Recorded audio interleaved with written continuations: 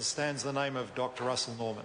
Thank you, Mr. Speaker. My question is to the Prime Minister and asks, does he stand by his statement of 19 March this year that the housing market is, quote, going to take off? The Right Honourable Prime Minister. Mr. Speaker, yes, in the context in which it was made. The housing market had been pretty flat for some time, and I was expressing my opinion that things would pick up. In fact, we're already starting to see that. Quotable value reports that sales activity has been significantly higher in the last few months and had been the case for several years, especially in Auckland.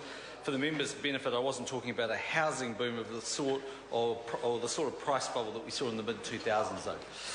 Dr. Russel Norman. Thank you, Mr. Speaker. Given that we have a situation where house prices are rising at 4 times the rate of inflation and twice as fast as wages, according to official data, are we facing a situation of market failure that is seeing home ownership become impossible for more and more Kiwi families?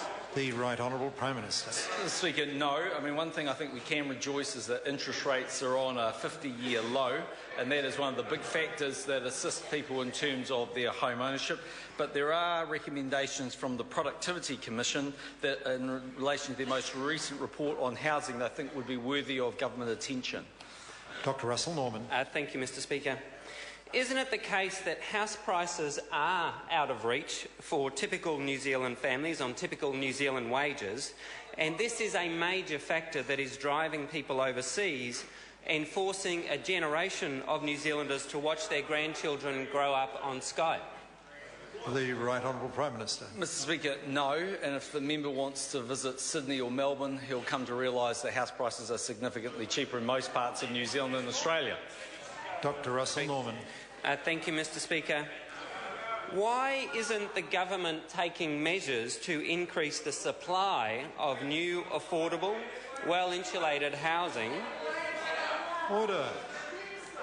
Order. I want to hear the member's question. The member may start again. Dr. Russel Norman. Thank you, Mr. Speaker. Why isn't the government taking measures to increase the supply of new, affordable, well-insulated housing to address the market failure to provide enough housing that ordinary Kiwi families can afford to buy?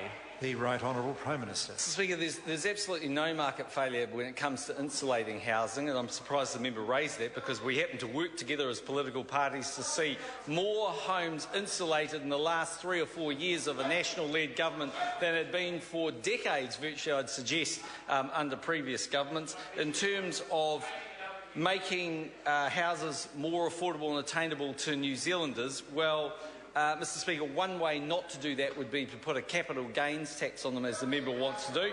But if the member wants to support us in reform of the RMA so that we can have land... Order. I think the Prime Minister's got on sufficiently there. Dr. Russel Norman. Thank you, Mr. Speaker.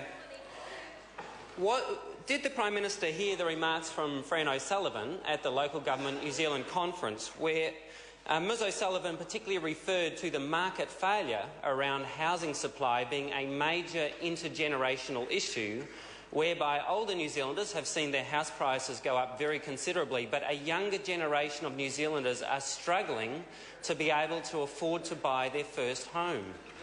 The Right Honourable Prime Minister. Mr. Speaker, I think if you went and spoke to any generation of New Zealanders, they would say that it's always quite difficult to purchase one's first home. That is the case for most New Zealanders. They struggle and they save.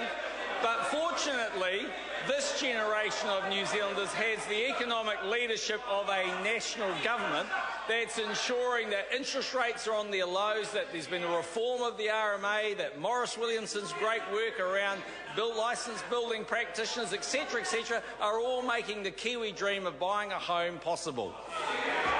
Dr. Russel Norman. Order. Order. Order. I say the Labor front benches. I want to hear Dr. Russel Norman. Thank you, Mr. Speaker. Does the Prime Minister honestly believe that housing affordability has not changed over the last 10 to 15 years and that it is much harder for younger New Zealand families to get onto the housing ownership ladder than it was 10 to 15 years ago, and the government has a responsibility to address that problem?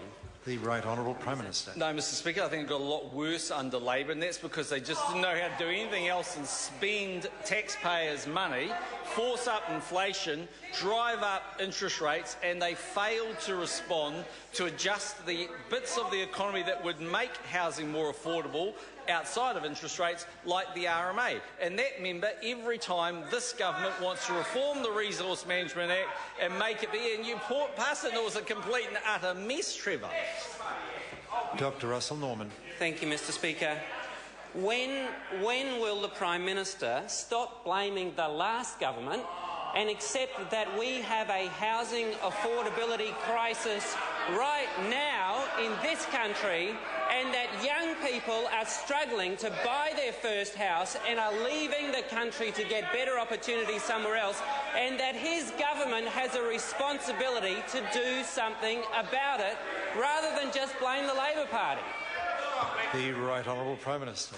Mr Speaker, if that member really thinks that we have a housing bubble at the moment in the way that we had under the previous Labor government, then firstly he's deluded, and secondly he might want to ask the then Labor government why they bothered to commission a whole report on housing affordability, of which they followed very little. Request of the Right Honourable Winston Peters. Can the Prime Minister tell us which party brought in the Resource Management Act about which he is always complaining? The Right Honourable Prime Minister. Well, we brought in the legislation drafted by the previous Labor government. Question. Order, order, order, order. Now, members will be silent. I don't want anyone to have an early shower today. Question number 2, Todd McLeod.